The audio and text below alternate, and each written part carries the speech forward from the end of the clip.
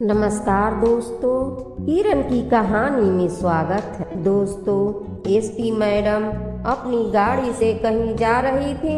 तभी अचानक रास्ते में उन्हें कुछ भीड़ दिखाई देती। जैसे ही मैडम उतरकर देखने लगती हैं तो देखती हैं कि कुछ लोग एक व्यक्ति की पिटाई कर रहे हैं। इसके बाद मैडम उन लोगों को इधर उधर करती हैं और पीटे जा रहे व्यक्ति को देखकर हैरान रह जाती हैं, क्योंकि वह व्यक्ति कोई और नहीं बल्कि उनका तलाकशुदा पति था, जिससे कुछ दिनों पहले ही उनका तलाक हुआ था। इसके बाद इस कहानी में कुछ ऐसा होता है कि जिसकी किसी ने कल्पना भी नहीं की होगी। क्या हुआ इस कहानी में आगे, पूरी सच्चाई जानने के लिए वीडियो को अंत तक जरूर देखें। उत्तर प्रदेश के लखनऊ में एक लड़का रहता था जिसका नाम राकेश था।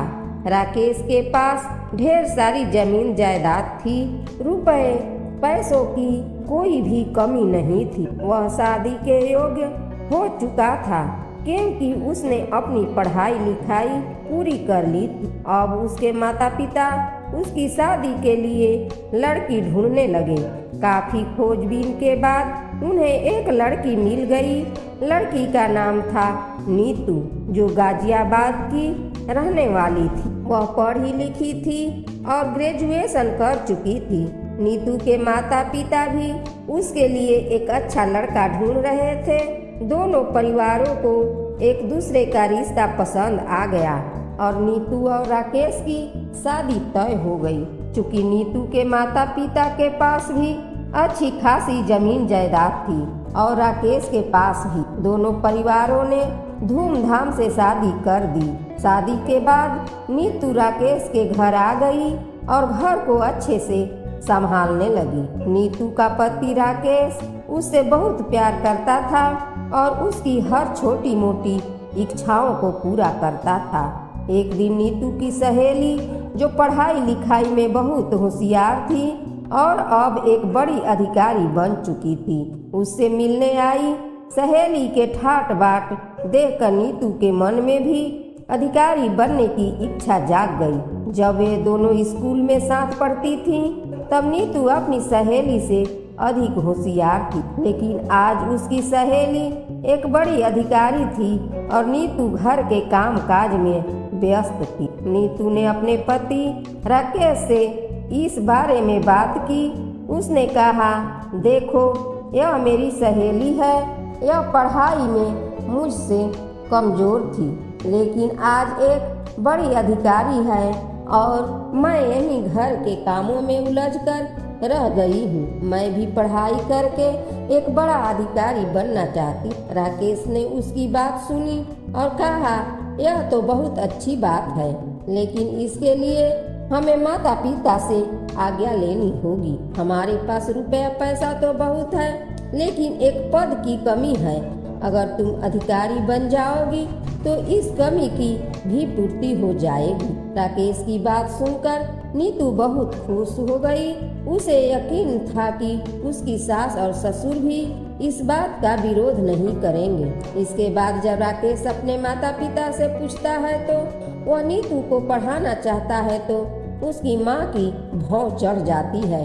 लेकिन जब बेटा बताता है कि वह भी चाहता है कि नीतू पढ़ाई लिखाई करे और पढ़ लिख कर एक बड़ा अधिकारी बने, तो माँ को मजबूरन अपने बेटे की बात माननी पड़ती है। राकेश अपने घर का इकलौता बेटा था और वे उसे किसी भी तरह परेशान नहीं देखना चाहते थे। इसी वजह से उसकी माँ कह देती है कि कोई बात नहीं बेटा, अगर ऐसी बात है तो यह पढ़ाई लिखाई कर लेगी। घर का काम ही कितना है वह मैं खुद कर लिया करूँगी।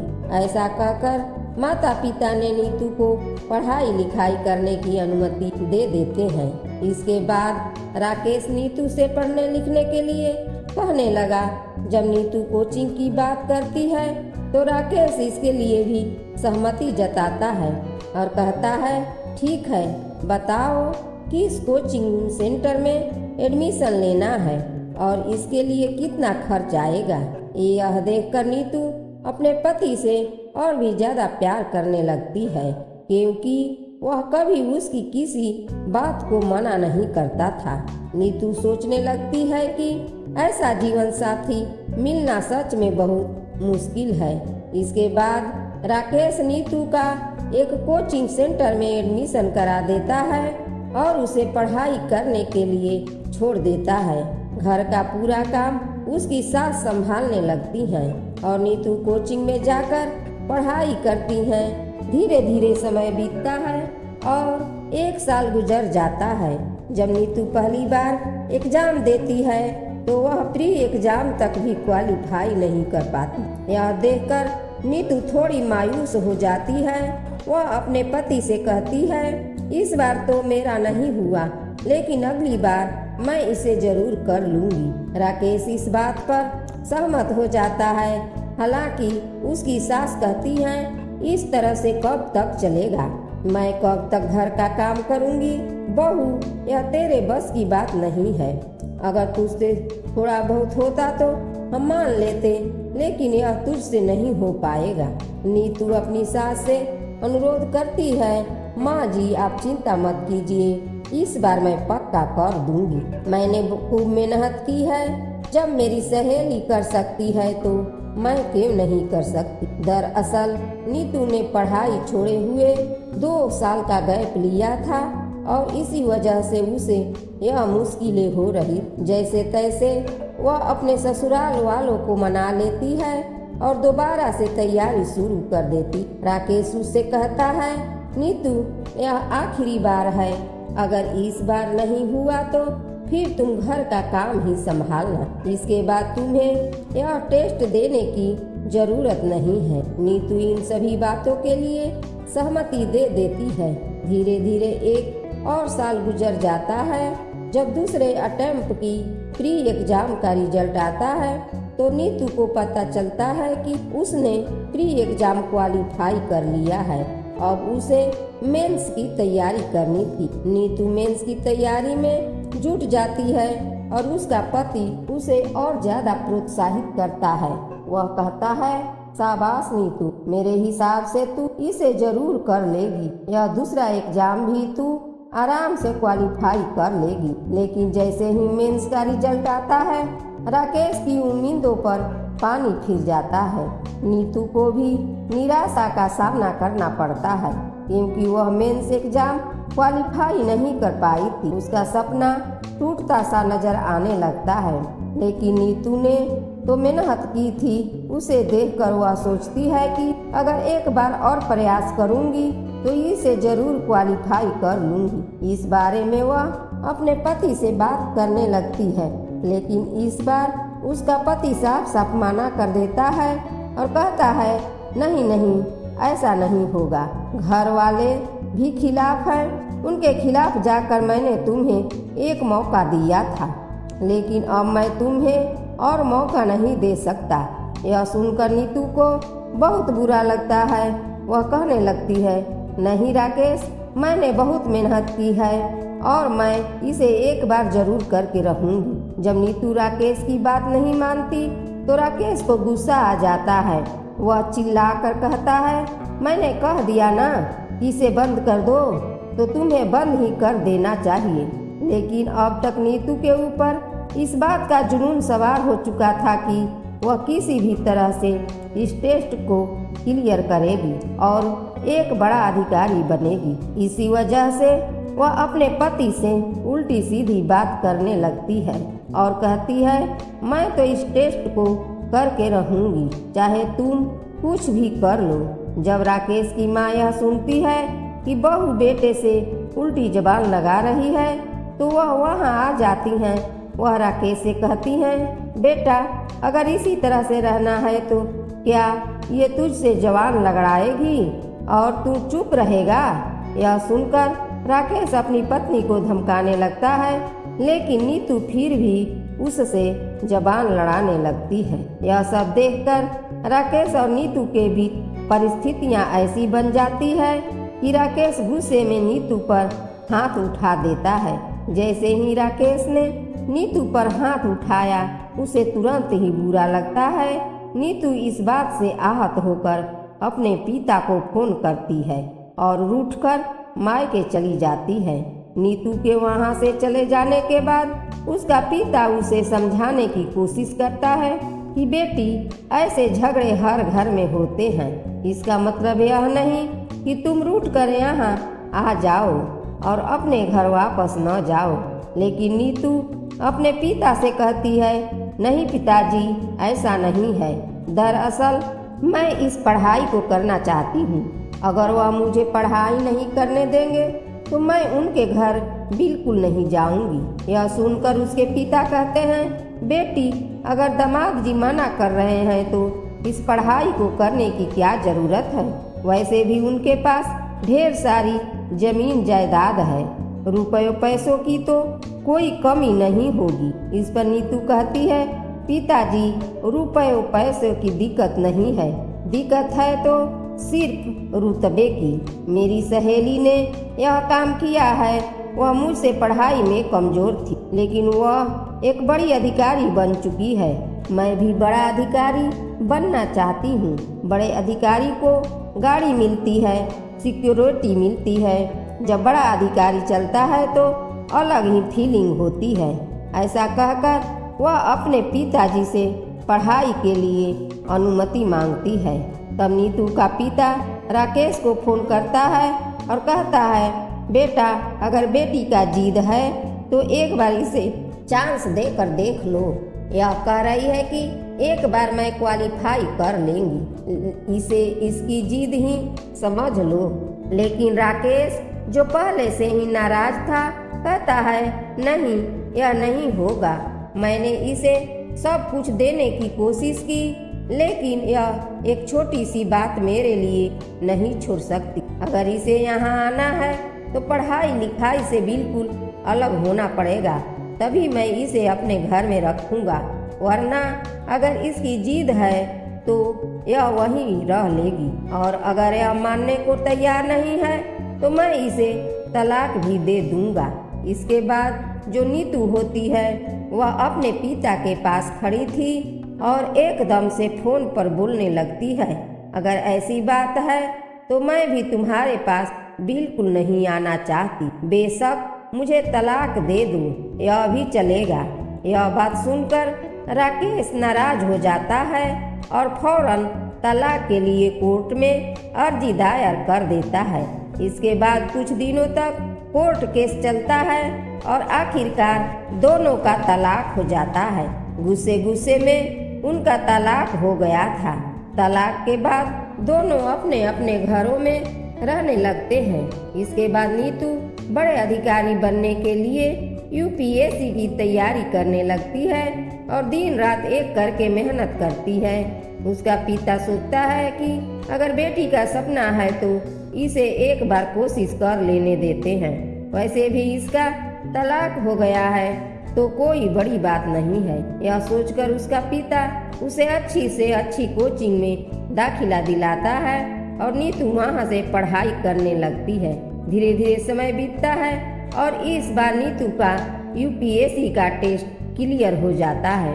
उसे आईपीएस ऑफिसर का कैडर मिलता है। यह देखकर वह बहुत खुश होती है, क्योंकि उसका सपना पूरा हो गया था जो वह कई दिनों से जीना चाहती थी। जब उसके पिता को यह बात पता चलती है तो वे बहुत खुश होते हैं। वे सोचते हैं चाहे बेटी का तलाक हो गया, लेकिन अब उसकी जिंदगी सेट हो गई है। ऐसा सोचकर वे खुद को संतुष्ट कर लेते हैं। इसके बाद नीतू ट्रेनिंग के लिए चली जाती है। ट्रेनिंग पूरी करने के बाद जब उसकी पोस्टिंग होती है तो उसे लखनऊ में पोस्टिंग मिलती है। वहां जाकर वह कार्यभार संभालने लगती है। जैसे ही वह उस कुर्सी पर बैठती है जिसके लिए उसने और उसके पति ने कई सपने देखे थे, उसकी आंखों से आंसू छलक पड़ते हैं। उसे अपने पति की सारी बातें याद आ जाती हैं। जब वह कहा करता था, जब तू बड़ी अधिकारी बन जाओगी तो देख लेना, चारों तरफ लोग मेरी वाहवाही करेंगे और मुझसे डरेंगे। यह सब सोचकर उसकी आंखें नम हो जाती है। उसे लगता है कि आज जब यह कामयाबी उसके पास है तो उसका पति उसके साथ नहीं है। यह सोचकर वह उदास हो जाती है, लेकिन फिर खुद को संभालते हुए सोचती है जो हो गया है उसे बार बार सोचने से कोई फायदा नहीं। यह ऐसी चीज है जिसमें न मेरी मर्जी चल सकती है न मेरे पति। ऐसा सोचकर नीतू मेहनत और ईमानदारी से अपने काम में लग जाती है। धीरे धीरे समय बीतता है। नीतू को ज्वाइन किए हुए लगभग 2-3 महीने हो चुके थे। एक दिन जब वह अपने ऑफिस से निवास स्थान के लिए जा रही थी, तभी रास्ते में एक सरकारी हॉस्पिटल पड़ा। हॉस्पिटल के बाहर कुछ लोग एक व्यक्ति की पिटाई कर रहे थे। एसपी साहिबा के कहने पर पूरी भीड़ इधर उधर हो गई, लेकिन वह घायल व्यक्ति वहीं पड़ा हुआ था। जैसे ही एसपी साहिबा की नजर उस घायल व्यक्ति पर पड़ती है, वह भौचक्की रह जाती है, क्योंकि घायल व्यक्ति और कोई नहीं बल्कि राकेश था, जिससे उसका काफी दिनों पहले तलाक हो चुका था। यह देखकर नीतू के दिमाग में कई सवाल चलने लगते हैं। वह सोचती है यह इस हालत में कैसे हैं? क्या यह शराब वगैरह पीने लगे हैं और इसी वजह से इसकी ऐसी हालत हुई है? फिर वह उसके पास जाती है और उससे बात करने की कोशिश करती है, लेकिन अधिक पिटाई की वजह से राकेश बेहोश हो गया था। नीतू उसे उठाकर वहीं के सरकारी हॉस्पिटल में भर्ती करा देती है। जब तक उसका इलाज चलता है, नीतू बाहर ही बैठी रहती है और वहीं पर उसका वेट करती रहती है। लगभग 3 घंटे बाद राकेश को होश आता है। जैसे ही उसे होश आता है, डॉक्टर साहब नीतू को बताते हैं जिसे आप यहाँ लेकर आई थी उसे होश आ गया है। इसके बाद नीतू अंदर जाती है और उससे बात करने लगती है। वह कहती है, राकेश, तुम्हारी हालत ऐसे कैसे हो गई? आखिर क्या हुआ है तुम्हें? और वे लोग कौन थे जो तुम्हें पीट रहे थे? अब जब राकेश देखता है कि सामने और कोई नहीं बल्कि नीतू है और वह अब सरकारी अधिकारी बन चुकी है, क्योंकि नीतू ने अपने वर्दी पहन रखी थी, तो उसकी आंखों से आंसू छलकने लगते हैं। वह कहता है, नीतू, तुम यहाँ क्या कर रही हो? इसके बाद नीतू बताती है, कुछ लोग तुम्हें पीट रहे थे, मैं वहीं से गुजर रही थी तो मैंने ही तुम्हें बचाया और अस्पताल लेकर आई। लेकिन मैं जानना चाहती हूँ कि वे लोग तुम्हें क्यों पीट रहे थे? क्या तुमने कोई गलत काम किया है? राकेश कहने लगता है, हाँ, मैंने एक गलत काम किया था और उसी की सजा आज तक भुगत रहा हूँ। यह सुनकर नीतू थोड़ी हैरान होती है और कहती है, कौन सा गलत काम किया है? देखो, अगर तुमने कोई गलत काम किया है तो यहाँ की एसपी मैं हूँ और मैं तुम्हें बिल्कुल भी माफ नहीं करूँगी। इस पर राकेश कहता है, हाँ, मुझे पता है कि तुम मुझे माफ नहीं करोगी, क्योंकि वह गलत काम मैंने तुम्हारे साथ ही किया था। अगर मैं उस समय तुम्हें एक और मौका दे देता तो आज हम सब साथ होते और कोई दिक्कत नहीं होती। यह सुनकर नीतू गहरी सोच में पड़ जाती है और पूछती है, राकेश, क्या तुम्हारे माता पिता को कुछ हो गया जिसकी वजह से तुम्हें पीटा जा रहा था? समय साफ साफ बता दो, पहेलियां मत बुझाओ। राकेश बताने लगता है, नीतू, जब तुम चली गई थी तो उसके बाद माता पिता की मर्जी से मैंने दूसरी शादी कर ली, लेकिन उस लड़की ने मेरी जायदाद देकर मुझसे शादी की थी। उसके परिवार वाले मुझसे पैसा ठगना चाहते थे। जब पहली बार उसे बच्चा होने वाला था तो डिलीवरी के दौरान उसकी मौत हो गई। जैसे ही यह बात मेरे सास ससुर को पता चला, वे बहुत गुस्से में आ गए और मुझ पर आरोप लगाने लगे कि मैंने अपनी पत्नी की ठीक से देखभाल नहीं की, इसी वजह से उसकी मौत हुई। वे मुझसे पैसे ऐंठने की कोशिश कर रहे थे और इसी कारण उन्होंने यह कहानी गढ़ी। इसके बाद जब मैंने विरोध किया तो वे कुछ लोगों को लेकर आए और उन्होंने मुझे बुरी तरह से पीटा। यह सुनकर नीतू समझ जाती है कि राकेश को किस वजह से पीटा गया था। वह अब तक यहाँ काम कर चुकी थी और जानती थी कि अक्सर झूठे आरोपों के जरिए लोगों से पैसे ऐंठे जाते हैं। इसके बाद राकेश नीतू की तरफ गौर से देखता है और पूछता है, नीतू क्या तुमने दूसरी शादी कर ली? नीतू कहती है, नहीं राकेश, मैंने दूसरी शादी नहीं की। दरअसल मेरी कुछ दिनों पहले ही यहाँ पोस्टिंग हुई है और मैंने अभी तक दूसरी शादी के बारे में सोचा भी नहीं करते। तो राकेश इस बात को देखकर कुछ सोचता है और कुछ कहना चाहता है, लेकिन फिलहाल वह उससे कुछ कह नहीं पाता और कहता है, ठीक है नीतू, अब मैं ठीक हूँ, अब तुम यहाँ से जा सकती हो, तुम्हारा यहाँ कोई काम नहीं है। इसके बाद नीतू वहाँ से जाने लगती है और जाते जाते कई बार मुड़ मुड़ कर राकेश की तरफ देखती है। नीतू वहाँ से चली जाती है और राकेश मन ही मन गहरी सोच में पड़ जाता है।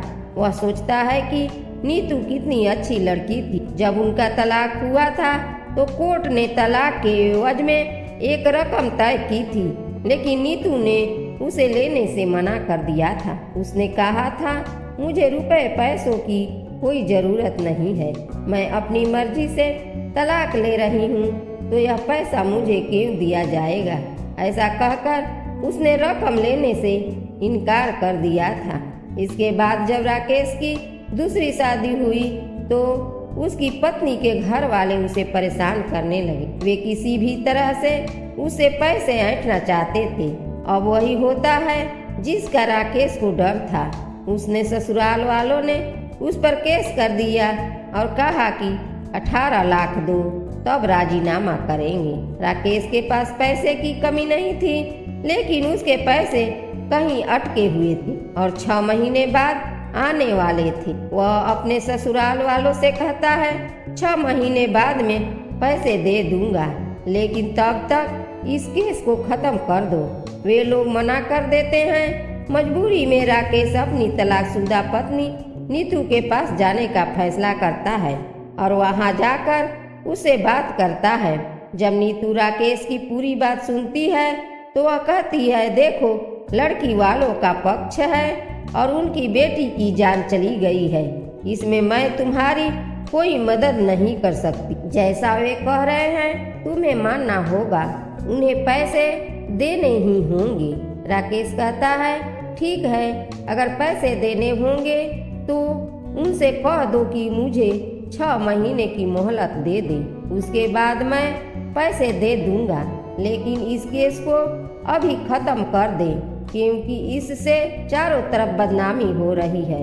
यह सुनकर नीतू कहती है, क्या तुम्हारे पास पैसे नहीं हैं? राकेश कहता है, पैसे तो है, लेकिन वे 6 महीने बाद मिलेंगे। यह सुनकर नीतू कुछ सोचती है और कहती है, ठीक है, अगर ऐसी बात है तो मैं तुम्हें पैसे दे देती हूँ। इन पैसों से तुम अपनी जान छुड़ा लो और बाद में मेरे पैसे लौटा देना।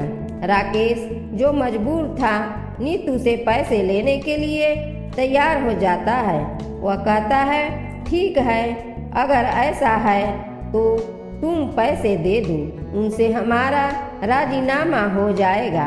राजीनामा होने के बाद नीतू और राकेश फिर से बात करने लगते हैं।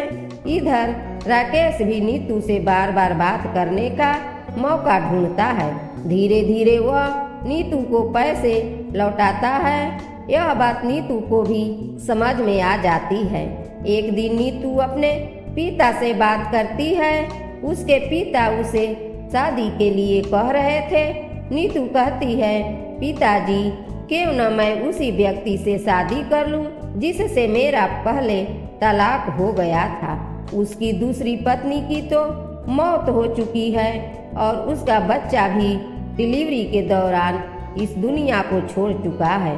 जब नीतू के पिता यह बात सुनते हैं तो वे इसके लिए तैयार हो जाते हैं। 2 दिन बाद नीतू का पिता सीधे राकेश के घर पहुंचते हैं और वहां जाकर दोबारा से अपनी बेटी की शादी की बात करते हैं। राकेश जब यह सुनता है तो तुरंत अपने माता पिता से सहमति ले लेता है। वह कहता है, मैं भी यही चाहता था, लेकिन जो कुछ हमने नीतू के साथ किया है उसकी वजह से मैं उनसे कह नहीं पा रहा था। इतनी देर में राकेश की माँ भी वहाँ आ जाती हैं वह नीतू के पिता के सामने हाथ जोड़कर कहती हैं, हमारी बहू तो देवी थी। दूसरी बहू ने आकर हमें सबक सिखा दिया। इसके बाद दोनों परिवारों के बीच बातें तय हो जाती है। इसके बाद नीतू और राकेश की दोबारा शादी हो जाती है। शादी के बाद दोनों एक दूसरे के साथ खुशी खुशी अपना जीवन बिताने लगते हैं। अब उनके घर में पैसे के साथ साथ एक सरकारी पद भी है, जिसकी वजह से गांव में राकेश की इज्जत बढ़ जाती है। जिन्हें इस बारे में पता चलता है वे यह जानकर आश्चर्य करते हैं कि ऐसा कैसे हुआ। तो दोस्तों, यह थी आज की कहानी। आपको कैसी लगी हमें कमेंट बॉक्स में जरूर बताएं। अगर कहानी अच्छी लगी तो वीडियो को लाइक और चैनल को सब्सक्राइब जरूर करें। इस कहानी को सुनाने का उद्देश्य किसी को परेशान करना नहीं है।